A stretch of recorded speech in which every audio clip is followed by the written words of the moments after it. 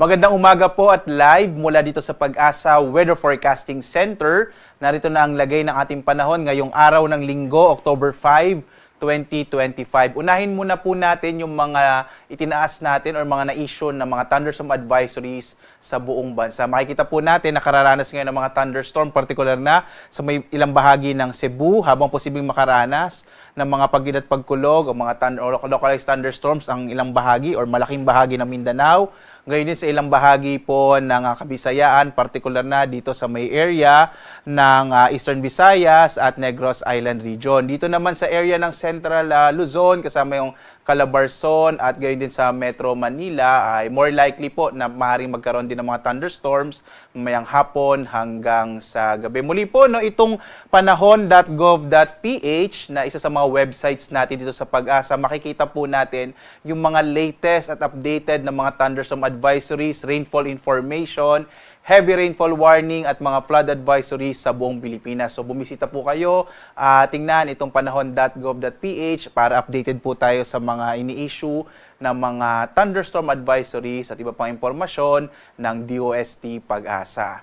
Sa ating latest satellite images naman, makikita po natin na meron po tayong dalawang bagyo sa labas ng Philippine Area of Responsibility. Una po itong si Typhoon Paulo. Ito po yung formerly Paulo po at may international name na Matmo at patungo na sa may southern part ng China. Hindi na po ito nakakaapekto sa ating bansa. Samantala, meron pa tayong isang bagyo na nasa labas ng Philippine Area of Responsibility. Ito po ay si Tropical Storm Halong. Ito po yung binantayan natin na low pressure area sa nakalipas na araw. At sa ngayon nga, base sa pinakahuling datos natin, posible pa rin naman itong pumasok ng Philippine Area of Responsibility. Pero most probably po, sa may northeastern boundary lang ito ng PAR. Hindi rin natin ito nakikitang makakaapekto sa ating bansa at kikilos ito pa kanluran. Sa ngayon, kumikilos ito pakanluran sa 10 kilometers per hour. Ang pangalan po ng ating magiging susunod na bagyo na papasok ng Philippine Area of Responsibility or mabubuo ay Kedan, after po yan ng Paulo. So parehong bagamat may mga bagyo tayo, hindi ito nakakaapekto sa ating bansa. Sa ngayon, southwest monsoon o habagat na nakakaapekto lalong-lalo na sa may kanlurang bahagi ng southern Luzon. Makikita nyo halos walang kaulapan sa malaking bahagi ng ating kapuluan. No? So asahan po natin malaking bahagi ng ating bansa makararanas ng generally fair weather, pero posible pa rin yung mga localized thunderstorm lalo na sa hapon hanggang sa gabi. Kaya nga po, punta kayo sa panahon.gov.ph para makita nyo yung mga latest na mga ini-issue natin na thunderstorm advisories. At sa ngayon, maliban po dito sa dalawang bagyo sa labas ng PAR, wala pa tayong namamataan sa loob naman ng Philippine Area of Responsibility na low pressure area. So asahan naman dito sa may area ng Palawan, lalong-lalo na sa Kalayaan Islands, yung potential ng mga pag-ulan dulot ng hanging habagat. So dito nga sa Luzon, makikita po natin malaking bahagi ng Luzon ay makararanas ng medyo mainit na panahon, maaliwalas na panahon pero posible pa rin ang mga thunderstorms sa hapon hanggang sa gabi. Agwat ang temperatura sa Lawag, 25 to 32 degrees Celsius. Sa Baguio, 16 to 20 degrees Celsius. Sa Tuguegarao naman, nasa 24 to 32 degrees Celsius. Sa Kamaynilaan, hanggang 33 degrees Celsius. Sa Tagaytay, 22 to 30 degrees Celsius. Habang sa Legazpi, 24 to 32 degrees Celsius.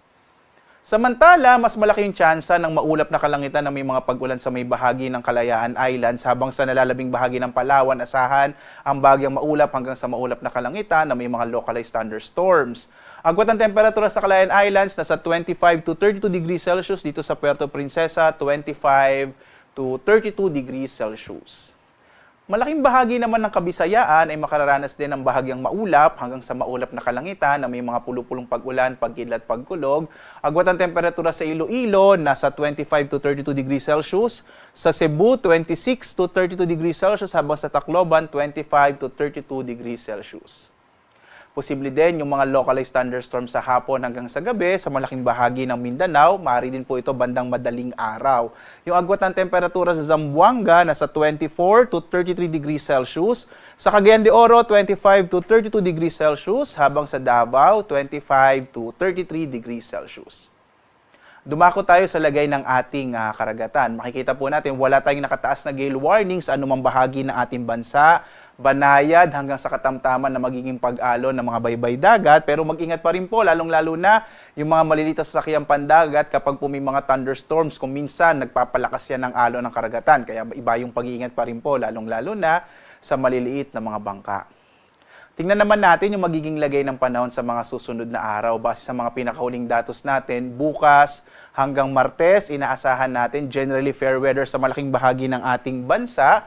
Pagdating naman po ng midweek, Wednesday to Thursday, posibleng medyo maging maulap yung kalangitan sa may bahagi ng Palawan at Mindanao dahil inaasahan natin na muling iiral or magkakaroon pa rin ng epekto ulit ang southwest monsoon o hanging habagat. Muli po, pwede pa rin naman itong magbago, kaya lagi tayong magbibigay update mula dito sa DOST Pag-asa. Samantala, ang ating araw ay sisikat mamayang 5:46 na umaga at lulubog, ganap na 5:43 ng gabi. At muli po, sundan tayo sa ating iba't ibang mga social media platforms sa X, sa Facebook at YouTube at sa ating dalawang websites, pag-asa.dost.gov.ph at panahon.gov.ph para po sa mga latest update sa lagay ng ating panahon, sa lagay ng ating klima. At live po na nagbibigay update mula dito sa Pag-asa Weather Forecasting Center. Ako naman si Obet Badrina. Maghanda po tayo lagi para sa isang ligtas na Pilipinas. Maraming salamat po. Isang mabiyayang linggo sa inyong lahat. Salamat po.